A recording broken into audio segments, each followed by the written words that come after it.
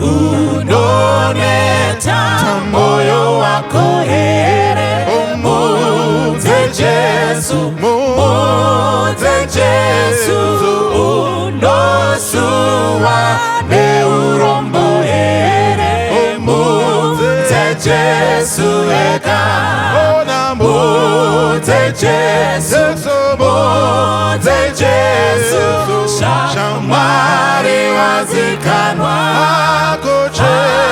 akuchina umwe wakadaro, mudze Jesu eka, masodzi ari kudona here, mudze Jesu, mudze Jesu, munezvitema zvavigwa here, mudze Jesu eka, mudze Jesu, mudze Jesu, shamwari wazikanwa akuchina umwe wakadaro, mudze Jesu eka, muri kutya dambudzoro here, mudze Jesu, mudze Jesu, iye achakubatsira iwe, mudze Jesu eka, mudze Jesu, mudze Jesu, shamwari wazikanwa akuchina umwe wakadaro, mudze Jesu eka, wacharufu runouya here, mudze Jesu, mudze Jesu, unodisa umambo wa Jesu, mudze Jesu eka, mudze Jesu, mudze Jesu, shamwari wazikanwa akuchina umwe wakadaro, mudze Jesu eka, mudze Jesu, mudze Jesu, shamwari wazikanwa akuchina umwe wakadaro, mudze Jesu eka, mudze Jesu, mudze Jesu, shamwari wazikanwa akuchina umwe wakadaro, mudze Jesu eka. So kwamuri mose vadiwa hama neshamwari, tinokuchingamidzai nemufaro mukuru kwazvo mukati mechirongwa chedu The Journey of Life. Tinoda kuti mugadzikane kwese kwamuri. Tine hurukuro yakanaka zvikuru kwazvo inodzidzisa The Journey of Life. Tiri parwendoka, mukati merwendo urwu tinosangana nema-experiences akasiyana-siyana. There are ups and downs and so on and so on. We need to learn how we can best manage kusvikira tasvika kwatinoenda. So toda kukuchingamidzai once again. My name is Watson Mbiriri. I'm a pastor. Uye zvakare I'm the anchor and host for this show, The Journey of Life. Toda kuti munditendere vadikani kuti mundibatsire kuchingamidza my sister here auya kuzotibatsira paconversation yanhasi. Vanessa, I want to welcome you kuchirongwa. Welcome ku Journey of Life. Thank you, sir. Toda kutenda zvikuru kwazvo. Mukati mezuva ranhasi tiri kutaura about living with albinism. Ndo nyaya yatiri kuda kutaura nezvayo, tichitsenga nekukurukura nekuona nekuonesana pamusoro pechirongwa penyaya iyoyi. So Vanessa, may you tell us a little bit more about yourself? Who is Vanessa? What do you do? And yeah, whatever you're comfortable sharing with us. Okay, greetings to you all. My name is Vanessa Munduru. I am 22 years old. I am doing honors degree in sociology at the University of Zimbabwe. Saka muri mayusa. Indaimbwa muyuba. I started with the University of Zimbabwe 2000 and what? That was 2006 to 2008, doing 2 programs with them. So I was a Yuba at that time. So I have fond memories of those times at that great institution. So how are your studies going?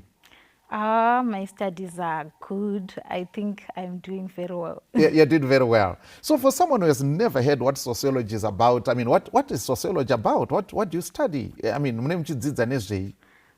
About sociology, yes, we are studying about the society in general. Okay. Yes. Kutiadi. Okay. Yes. We are studying about society and people living in the society in general. Yes. Okay. Saka ma dynamics, ma challenges, and so on that found in society. Yeah. Issues of equality, inequalities, and so on and so on. Yes. And okay, all those kind of things. Yes. Zinowanika society. Saka mne mchiti study susuvani. Yes. That's good. That's good. And so, so talking about coming to the subject here, albinism. May you share with us, Kuti, at what stage or what point in your life, I mean, okay, maybe before we go to that, what is albinism and how does it come about? Okay. Signs dzinoti idzo. Albinism is the rare group of genetic disorder that cause skin, hair, or eyes to have little or no color. Okay. When science says something has no color, what it simply means, munhu hana skin ya black. Okay. Yeah. Yes. Yeah. And I think what causes it again, science dzinotsanangura idzo dzichiti, it's a defect. Okay, it's a defect. Yes, in one or several genes that cause melanin. Okay. Yes.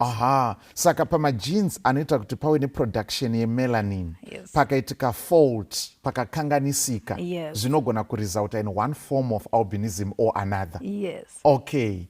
Yes. And so I while preparing for this, I realized kuti zvinoitika in just about all people groups. Yes, I think everyone has a probability maybe to have a defect in one or several genes.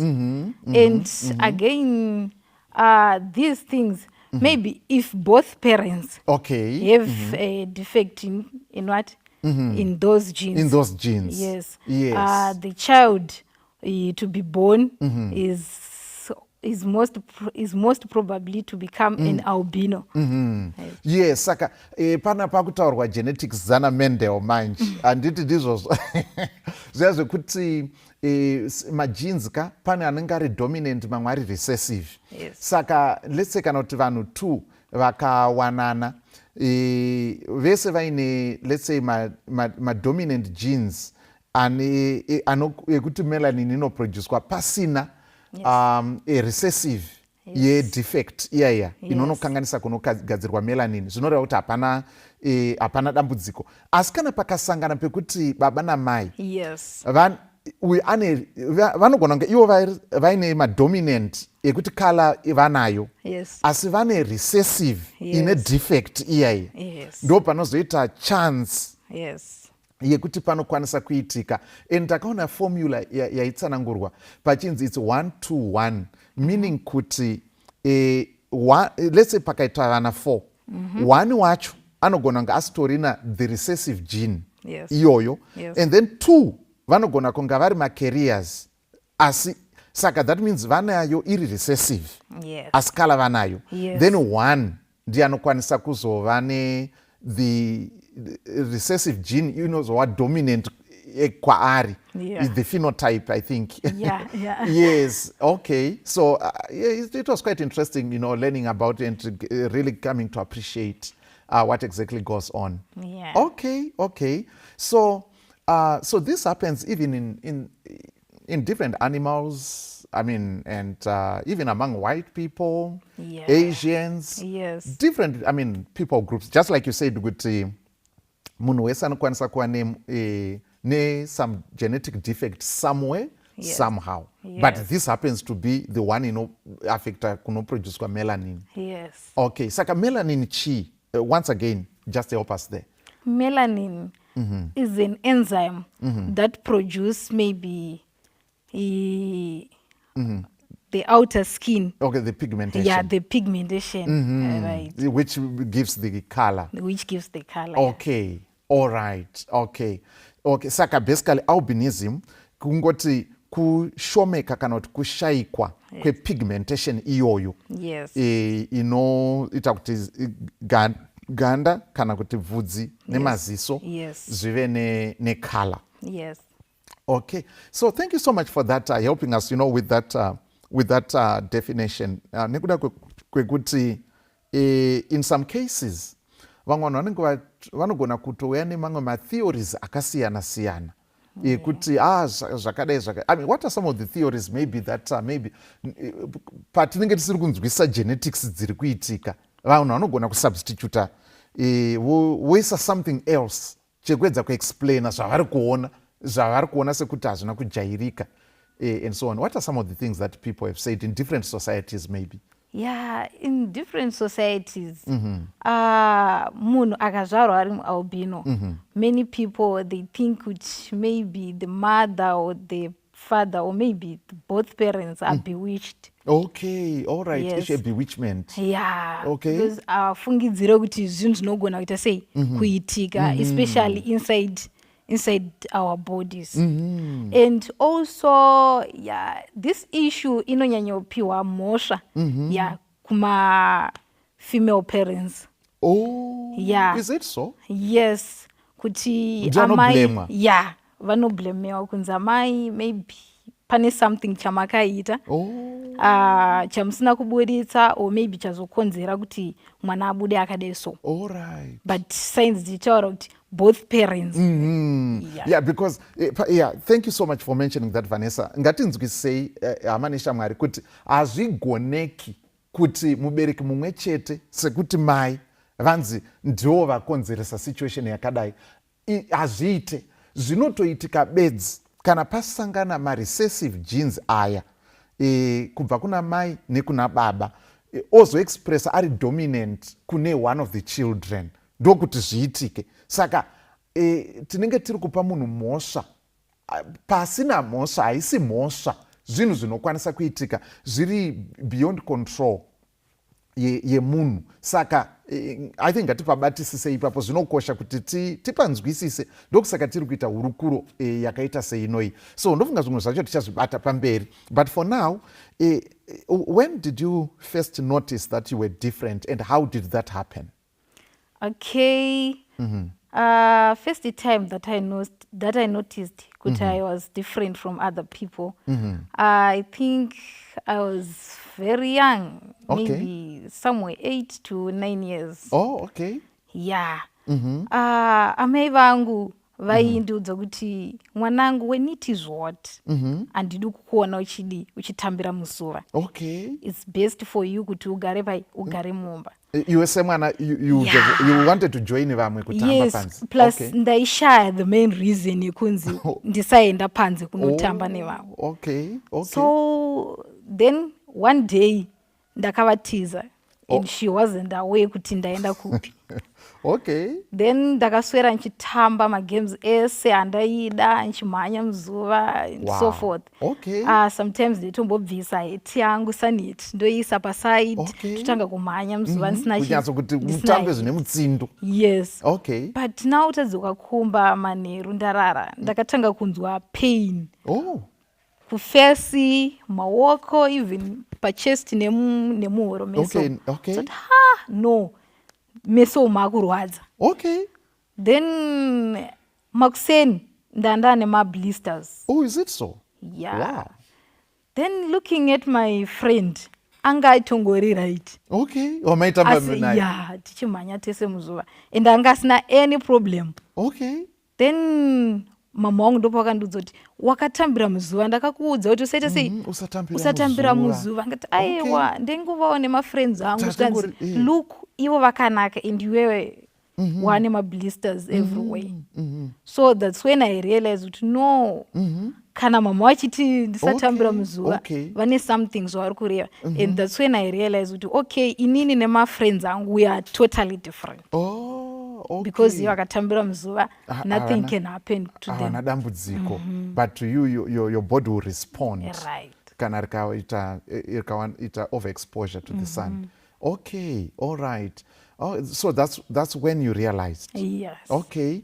Until that point, you're just interacting with your friends normally and siblings. Do you have siblings or brothers and sisters? Yes, I have my brother. Oh, a brother. Yes. Okay. Another condition here, albinism. Okay. Okay. All right. So, so from that point, I suppose you became more careful in listening. Goodness, I told one mama. Yes.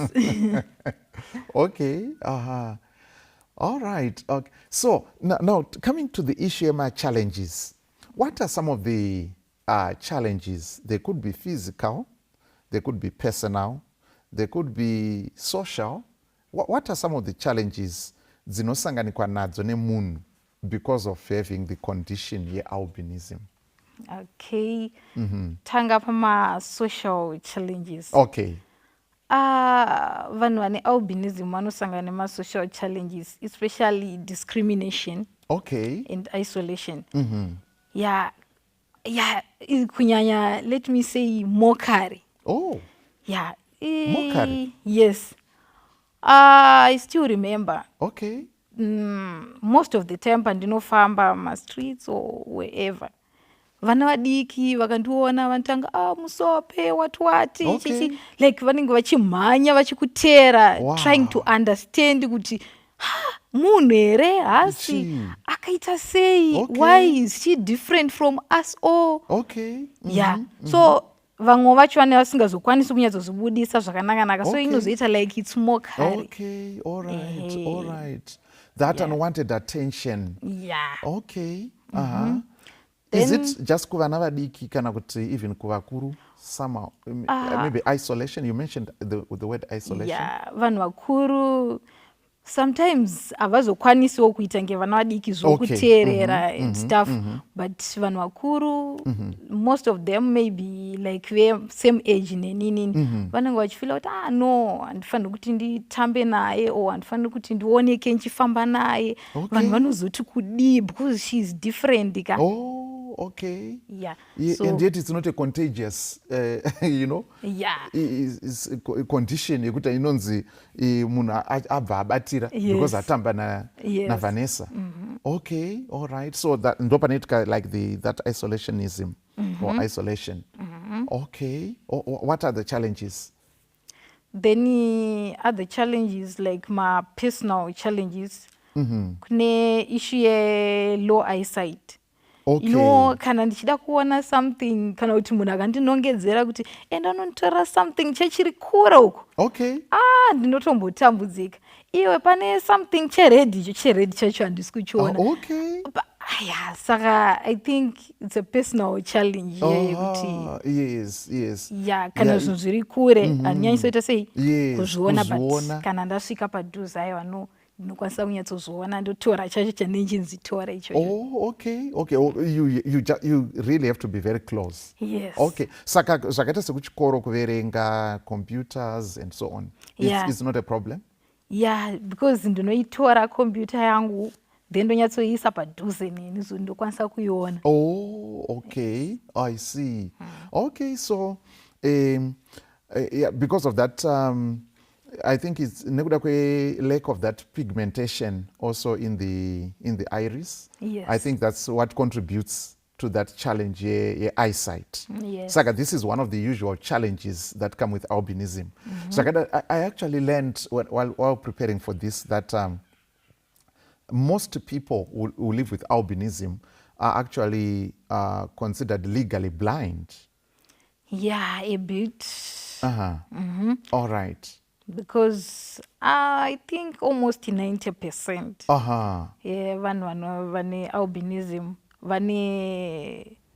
I think vane eyesight problem. Okay, challenge your eyesight. Yes. All right. Yes. Okay, and that's right. And also this melanin, its presence helps our eye, maziso, even to focus on just, and the lack of it inoita kuti focusing inetse for eyesight. Kana wakatarisa an object, focusing. It's all things that, until now, I'd never really given much attention to really learning and studying about the condition. So I really appreciate, what I'm learning now and what I've learned, while preparing for this as well. So, what are some of the challenges? I think there are still some more challenges because, for example, I've learned that, for example, in East Africa, persons, to begin with, Tanzania, I didn't know that it's a country in one of the highest rates of albinism in the world. Okay. One of the highest. For example, if we were to compare with the United States, they say in the United States it's about 1 in 20,000. One person in 20,000 ndianenga ine albinism. But in Tanzania, I think it gets to maybe to some communities or where it is 1 in 3,000. So that means it's a high rate. But at the same time, there are also lots of crimes that are committed against people living with albinism and against humanity, really. Like my amputations, because my body parts, they are sold to traditional healers. Vanhu vadati my business avabudirire and everything like that and so on as love potions. Vadati michato yavo isaputsike vanonzi ukauya nechanza chemunhu ari kurarama with albinism, then zvinhu zvako zvinobva zvafamba. And so they say that those are sold for thousands of dollars. Yeah, and I was shocked to learn about this, So what are some of the challenges? Do we have things like those in Zim, or maybe these are things that just happen or if we have different challenges, what are they? Here in Zimbabwe, I think, some cases are able, but they are a bit few. Okay.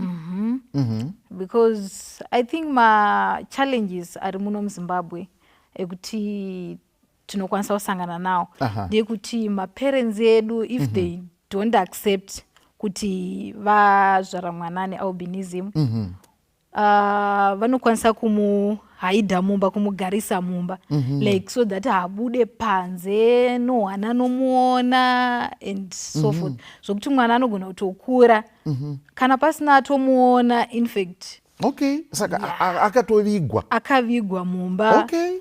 Yeah. Why would they be doing that? I think kunyara kutya kuti vanozonzi vakaita something that ishanda nchimbomenshena before kuti vanenge vanoblemewa kunzi makaita something. Pane zvamakaita. Yes. Zvaita kuti pazoita situation iyi. Okay. Saka vamwewo, in fact, but not these days kunyanya, vanga vari vekudhara mbichana. Kana vakawana chance vaitokwanisa kana kumuuraya so that hafi akaita sei akazikanwa kuti vakamboita mwana ane albinism. Oh, wow. Okay.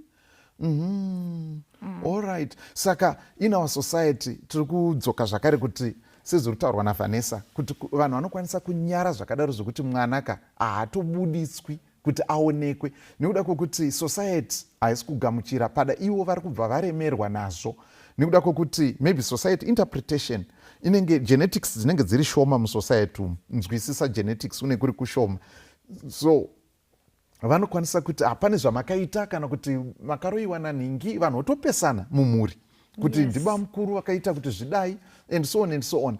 Tiri kuti imi vanhu we, this is just a genetic situation inenge yaitika. Mukatarisa chaiko muchaona kuti mawhale chaiwo ari munyanza muIndian Ocean anowanikwa mamwe aine albinism. Majirafu chaiwo musango muHwange National Park anokwanisa kuwanika shumba chaidzo dziriko dzine albinism dzese idzi pane zvadzakaitawo futi. You see, so we need to understand kuti it's a condition inokwanisa kuwanika panodiwa pigmentation iyoyi within the animal kingdom and us being part of that.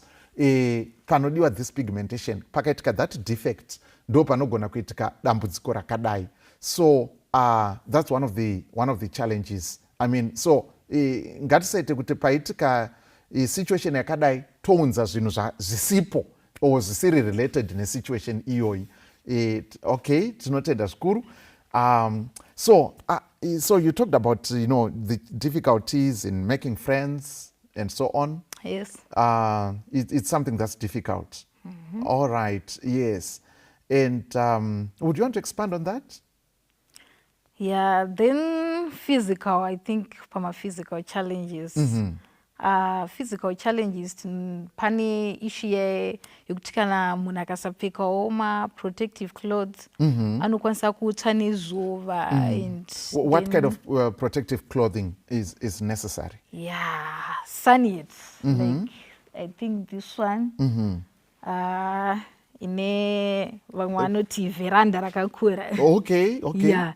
So that inokwanisa kuita sei kucover from the face and the neck, right? Then issue yembe dzine maoko marefu. Oh, okay. Yes, my long sleeves. My long sleeves, it's necessary. Yes. Okay.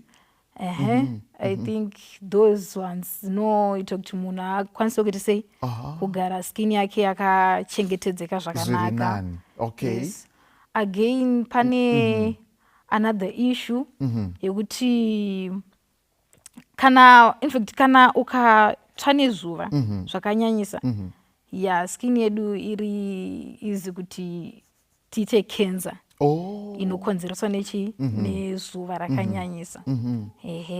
Saka that one kana wakasapfeka hembe dzinonyatsokukavha zvakanaka unotangawo pane yana chimbotaura yemablisters. Okay. Ukapfuurawo level yemablisters wakuenda kulevel yeskin cancer. Oh, okay. Yes. Okay. So I think pama-physical challenges ndo ma-challenges tinokwanisa kusangana nawo. Okay.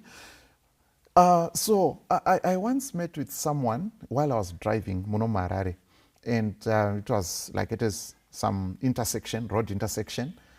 Sakanga ine paper ranga naro, and they were soliciting anga chitsvaga zvake mari for sunscreen and so on. Talk to me, how important is sunscreen? Yeah, sunscreen. What is it and how important is it? Because not everyone may have an idea what it is all about. Okay. I think sunscreen lotions, it's a mushonga weskin. Okay. On the other hand, because the sunscreen lotion inotorapa. Maybe especially ukaita kana tomboti tumapundu tumwe tausinganzwisisi ukatsva nezuva ukaita sei inotorapa. Okay. Saka it's very important kune vanhu vane albinism and kuishaya kwacho zvinotokonzeresa ma-problems akawanda andachimbotaura na skin cancer and everything. Saka the sunscreen lotion yakanyanyokosha na Nivea then akawanda okay anoshandiswa. Okay. Yeah, because I would see during the time I lived in Asia, many times would go to the beach. The Philippines is just islands, 7,200 islands. So whichever direction you go, you end up at the beach. So and when we would go to the beach, I would see our Asian friends. They would always make sure that the sunscreen vanayo, that the sunscreen lotion. So that's because we're going to the beach and so on.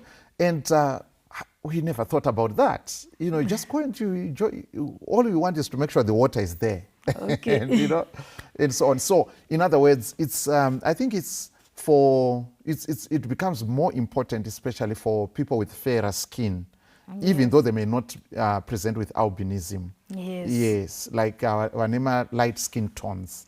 It becomes very important because so the melanin inotipa the dark skin inobatsira to protect against the effects of the sun. Yes. On the all right, so these are some of the challenges that people meet with. How about of course you're still in school, but from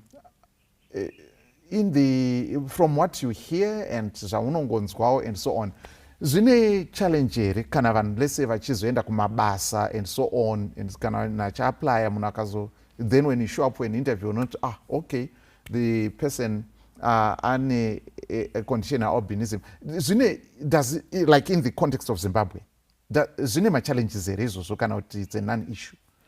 I think zvakudependa one basa raunenge uchida. Okay. Because even the society vamwe vaone knowledge about albinism. So for example, unoapply pabasa rekuti panoswerwa pazuva. Yeah, those people havakwanise kukugamuchira because vanotoziva kuti unenge uchizviexpose kusunlight and unokuvara. Saka kana vachiona kuti situation yakadaro havakwanisawo kutora. But kana ari mabasa ekuti vanonyatsoona kuti maconditions acho ari right, unoswera umvuri and everything, vanokwanisawo kutora. And here in Zimbabwe, I don't think, handifungidzire zvangu kuti pane any effect kana kuti pane any discrimination pertaining kumabasa because une albinism. Chavanotonyanyofarira okunyanyokoshesa kana uine maqualifications ako akakwana, vanotofara in fact, because most of people vane albinism vamwewo because vanozvitarisira pasi, or maybe low self-esteem. Yes, that can be a personal challenge. Okay. Kana kuti maybe issue yekuti ashaya mariwo zvakanyanyisa, maybe anotadza kuita sei, anogona ke kutadza kuenda kuchikoro. Saka vakaona the 1 in a million vanotofara. Ende vanotofarira kuemployer, especially kana uri munhu ane self esteem yako, munhu ane maqualifications ako, uri unonyatsogona kuita basa rako zvakanaka, vanokuemployer here in Zimbabwe. Oh, that's good. I think zvinhu zvakanaka, and we just want to say thumbs up Zimbabwe. Let's keep it up, let's keep it going like that. Pasina rusarura ndo yainzi yakapanguva yerudhizha Calabar, yekuti iwewe kana uchitaridzika zvakadai aufambe papavement, iwewe kuunopfeka wachisei, iwe uri munhu mutema and things like that and so on and so on. So izvozvo nekuda kwekuti munhu haizi pigmentation, munhu nekuti akaitwa mumufananidzo waMwari, in spite of our different skin tones across the world, dignity yedu haibve papigmentation, inobva pakuti takaitwa mumufananidzo waMwari. That's where our dignity comes from. But I want to take you a little bit back. Kuti you mentioned, Vanessa, about low self-esteem. Chii chine chamboita kuti munhu azoite low self-esteem kana ine albinism? Okay, chinonyanyoita kuti munhu aite low self esteem ndozvandachimbotaura zvezvekuti munhu unenge uchifamba and especially makids mumastreets vana vachikumoka musope and everything. Saka mumwe munhu zvinonyatsomubata zvekuti anoona kuti so ini I don't have to move around, saka ini I don't have to participate, saka ini I don't have to talk nevanhu zvakanyanyisa. Saka izvozvo zvinomudzorera kumashure, maybe anogona kutongozvi-isolata iye ega, pasina ari kutombomu-isolata. Akuti akasvikawo pane group revanhu, iye anongozvibvisa, unomira kwake ega. Ndo zvinowanzoita kuti munhu aite low self esteem. Zvokuti even vanhu vanotozodzamara kutongoti no uyu hataure nevanhu, aiwa no uyu musiyei, because iye pachake chaiko chaiko akabvunzwa even question anoramba akanyarara, maybe she just nod head, kana haana confidence. Saka it doesn't help their situation, it makes it worse. It makes it worse. Okay, so the best would be to really know that kana vanhu vari kuita whatever, vaine problem yekusanzwisisa ndo vane problem. So in other words, I should not own their problem. Kuti ndochiitora inini manje ndaakuiti problem yani ndindaidengezera, ndaakuchifamba nayo, iyo ngesiri problem yani yangu. Okay, yes. I want to ask a question maybe that I have. Are there people that you have ever looked up to who have achieved so much, maybe, and these are persons you would not, wow, this is a person who has lived with albinism and so on, and that are like role models or inspirational to you? Yes, nowadays I think there are many. Oh, there are many. Yes, there are many. Like, vamwe vanotosapota vanhu vane albinism. Oh, okay. And vamwe vanotoita kana ari ma-awareness ekuda kuvashowa kuti no guys, inini I'm like you, and look at me now. Yes, yes. Saka imimi mufanira kuita sei, mufanira kuitawo ngenini. Yeah, saka ma-role models angu I think akati one day. Oh, okay. Yeah, I watched a documentary one time, and it was on a medical doctor from the UK. He's born in the white population, but he lives with albinism. So he was really touched in East Africa.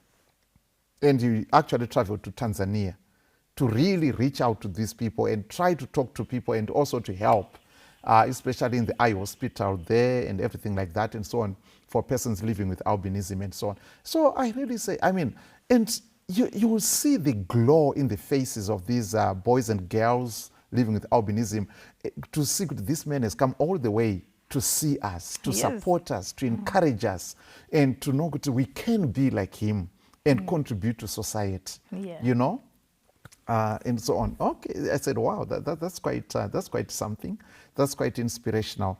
And so, what are some of the things that you wish people would know about people living with albinism? Maybe it could be my misconceptions at Tina or misunderstandings and so on.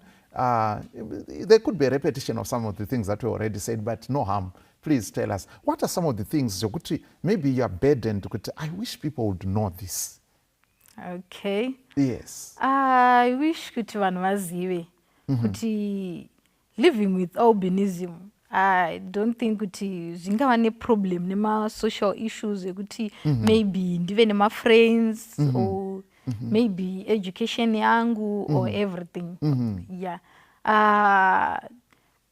Again, kuti munhu ane albinism is just a person like other people. Hapana difference. Nyaya ingoripo ndeye outer skin. Chete kuti although signs dzinoti hayo aina color. Okay. Yeah.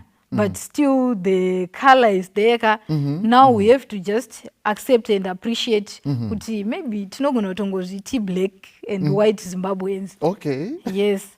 Tingozitora that way. I think zvinogona kuva easy kuvanhu.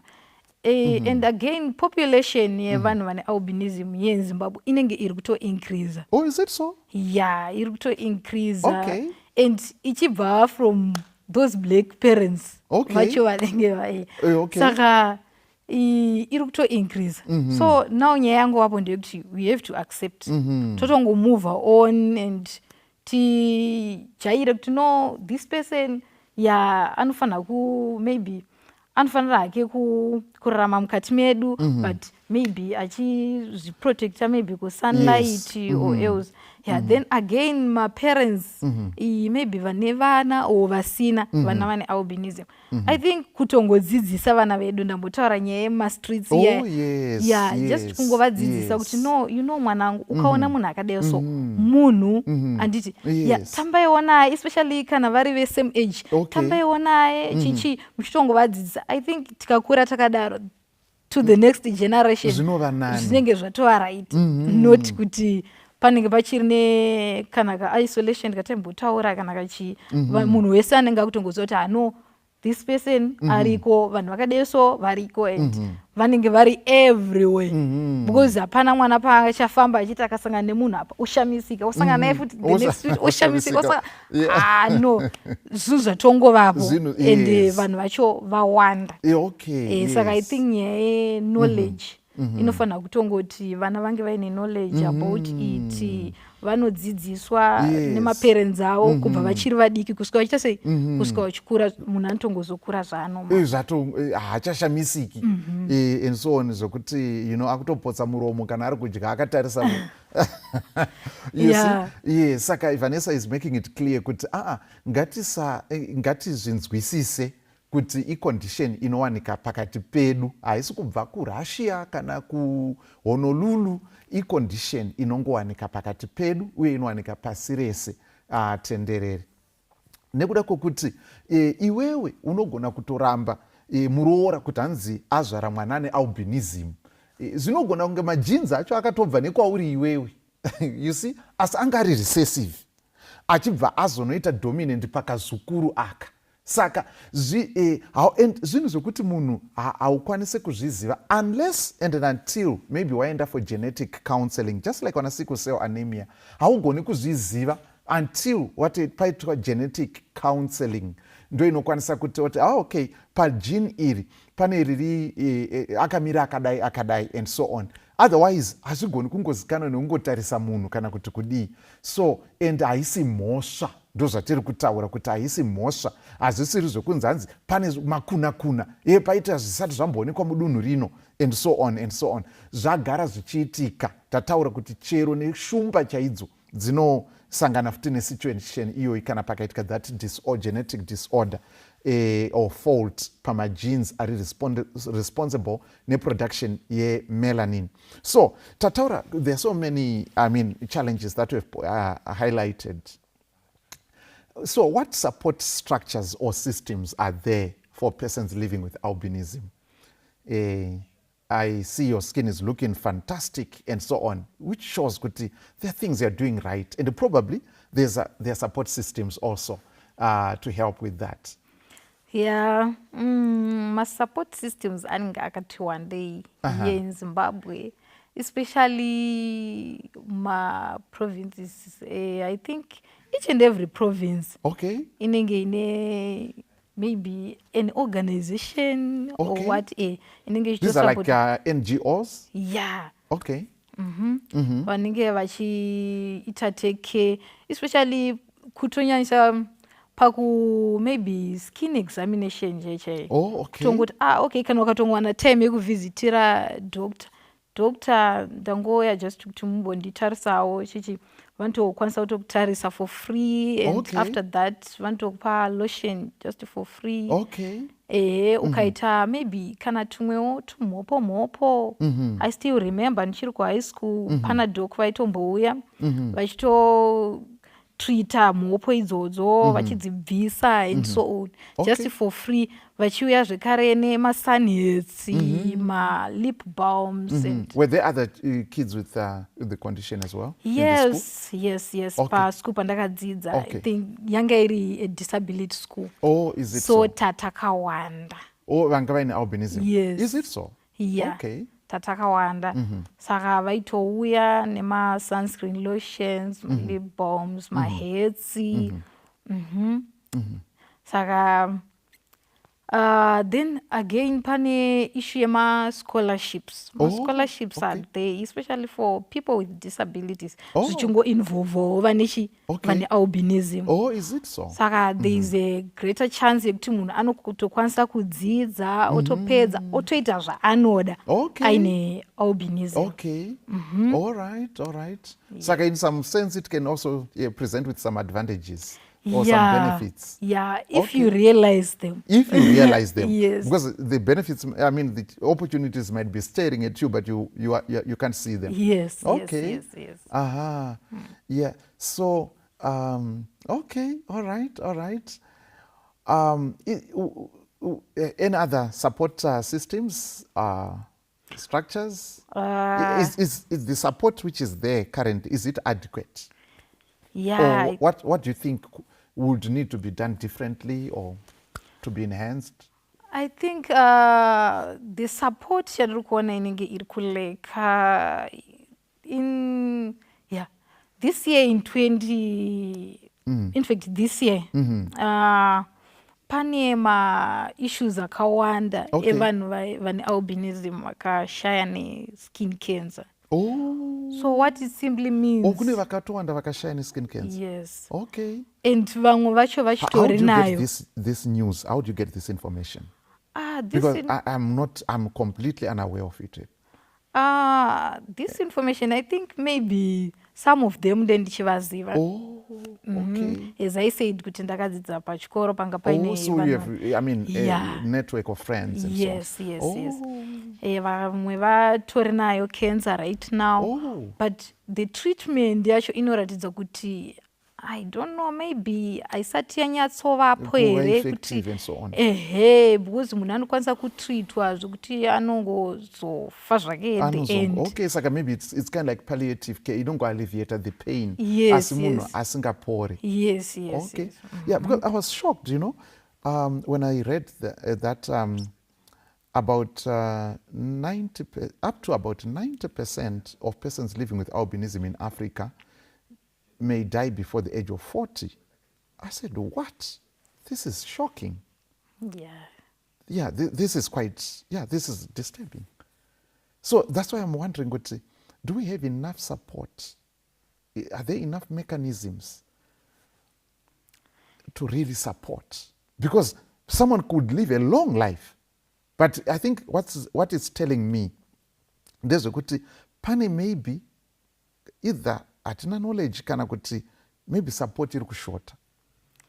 I think issue iri kuitika sometimes maybe zvekutanga ndezvokuti vanhu vacho vane albinism maybe the area yaanenge ari inenge ichitawo kuti atadze kunyatsoreacha those support systems.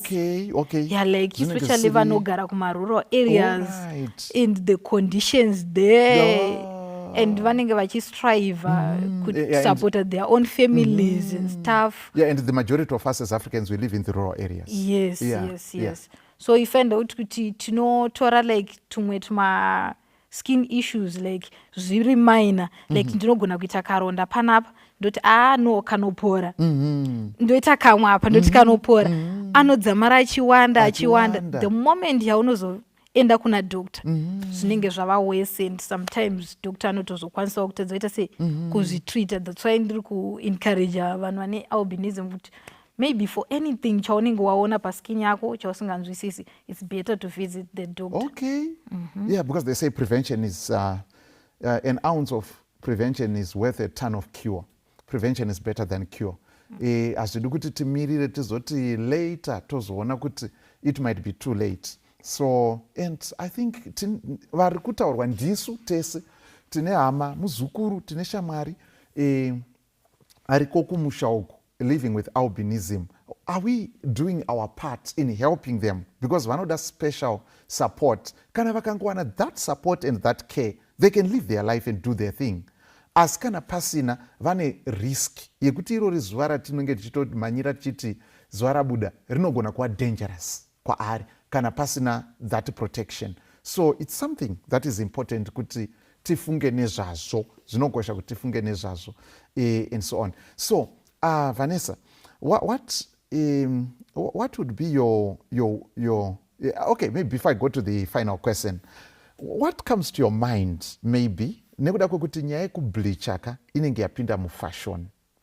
I was surprised. I was laughing the other day my friends mafilipina ndo the lady Filipinos. Okay. Or mafilipino are the men, Filipinas are the women. So ndichita saka imimi you're Asians, you're already light skinned and you're bleaching also. You know, what hope is there for me now? If imimi kana musiri content. But ndimuri kuma university and so on and so on. Nyaya yekubleacha yapinda mu fashion zvakadaro. What comes to your mind iwewe as a person? Kana uchiona vanhu vari busy nekubleacha. Do you think anything or you don't think anything about it? Okay, I think nyaya skin bleaching inonyanyonzwisisiwa zvayo maybe an individual ari kuzviita. But I think most of the people vano bleacha maybe kuti kucover some sports, maybe anenge aine kasport kanenge achingada kuti kaonekwa apa, maybe kana iri skin yangu maybe kane kakaita red here, then yada kupa cover, then so that skin yake inobva yaita white kwese, right. Then another thing, kune issue yekuti maZimbabweans ndinogona kuda kuti maybe ndite kana like maPhilippines like kana kuti as for me ndinowanzofarira zvangu maKoreans. Okay. Tsiye dzavo saka sometimes ndinozoita sei ndinozoisa ma-eyeline what Okay. then their lips anenge ari pink ndinogona kumafarira so that ndingozvipresentawo like kamuKorean. Like Korean. Yes. Okay. All right. Saka ndinongofungidzira kuti nyaya yeskin bleaching is all about kumaintain the beauty. Okay, maintain a beauty. Yes. Okay, all right, that's interesting. I think it's a very big subject.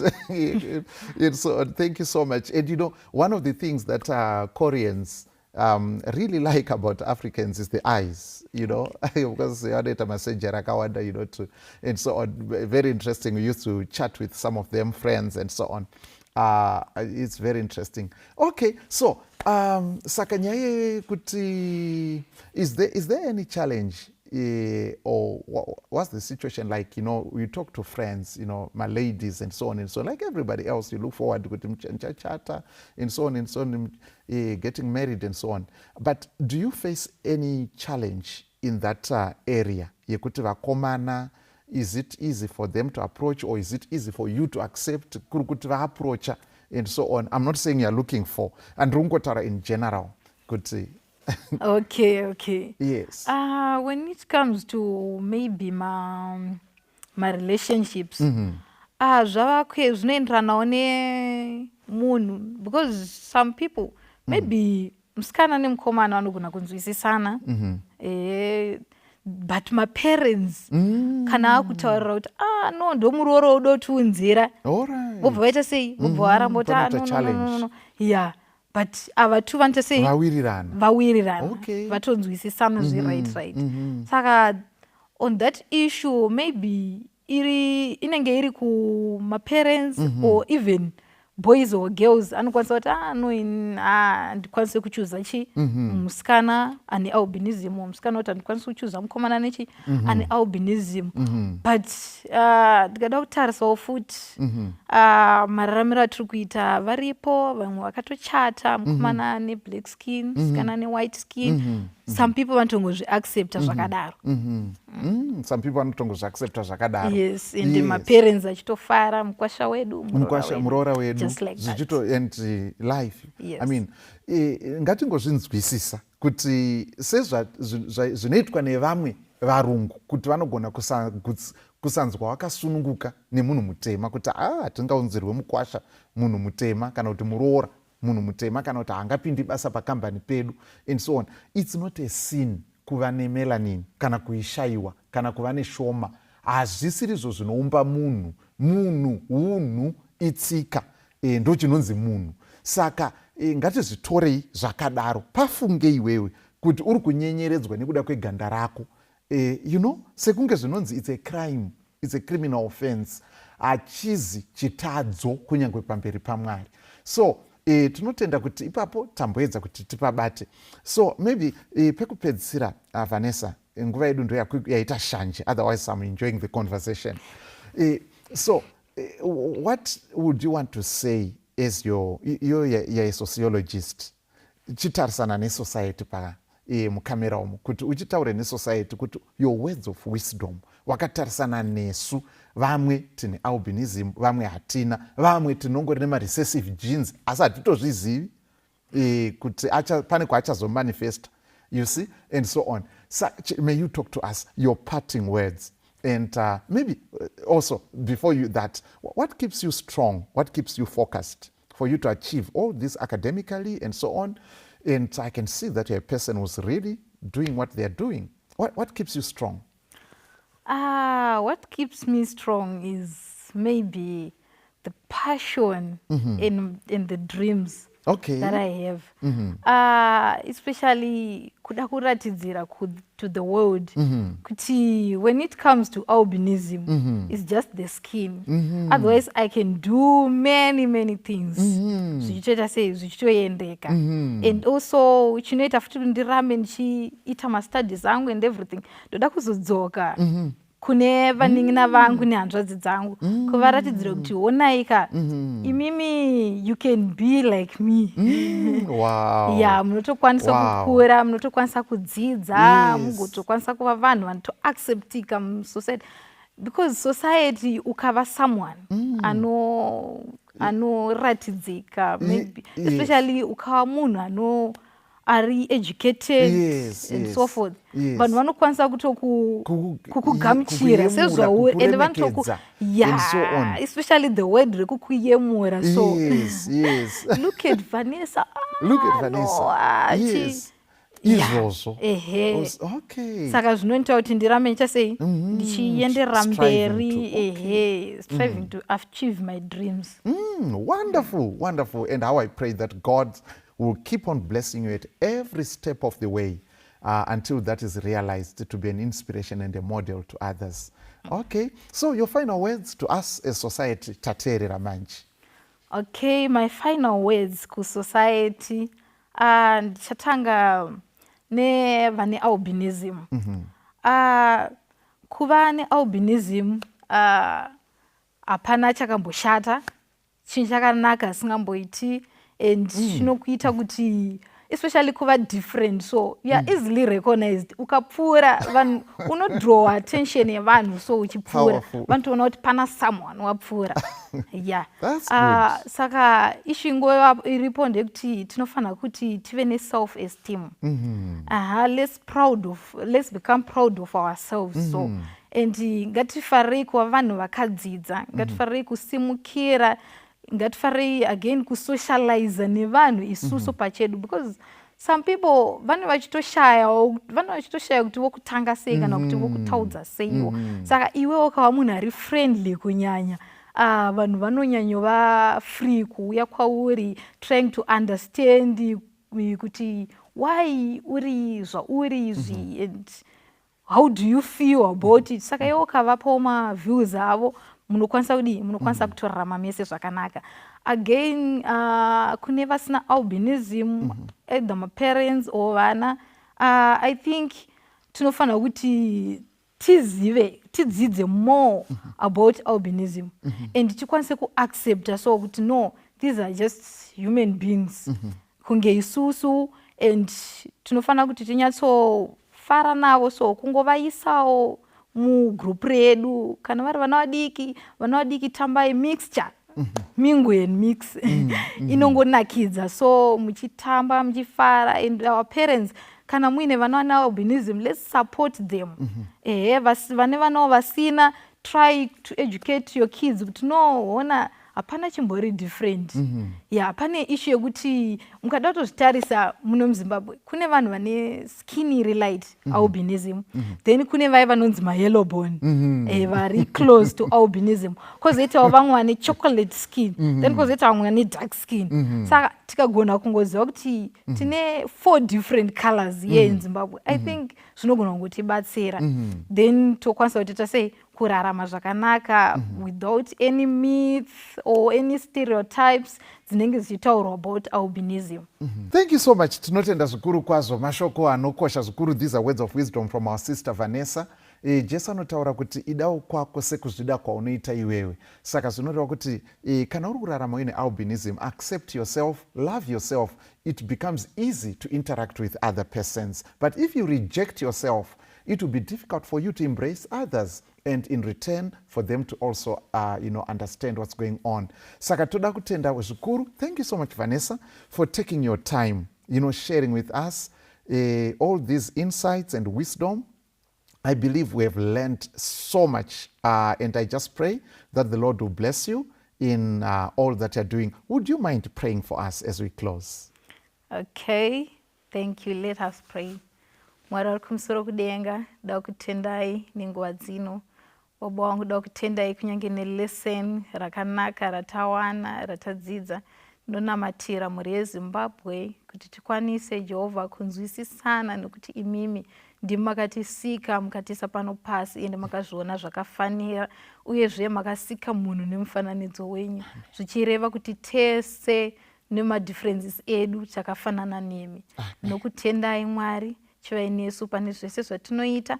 Baba wangu mutitungamirire muzita nemuropa rambo Jesu Kristu nousingaperi. Amen. Amen.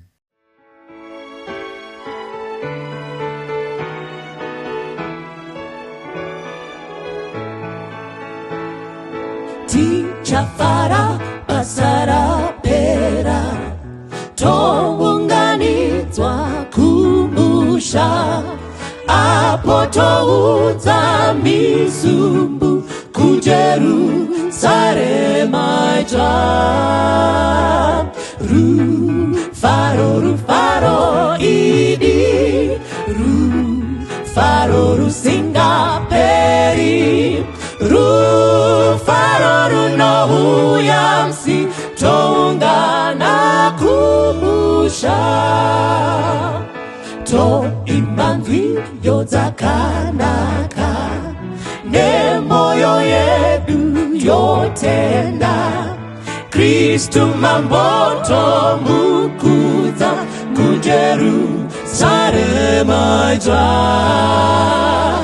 Rufaro rufaro idi, rufaro rusingaperi, rufaro runouya musi toungana kumusha,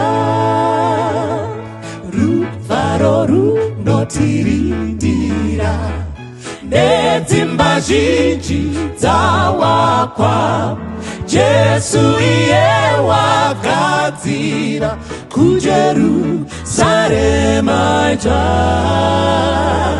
Rufaro rufaro idi, rufaro rusingaperi, rufaro runouya musi toungana kumusha, rufaro rufaro idi, rufaro rusingaperi,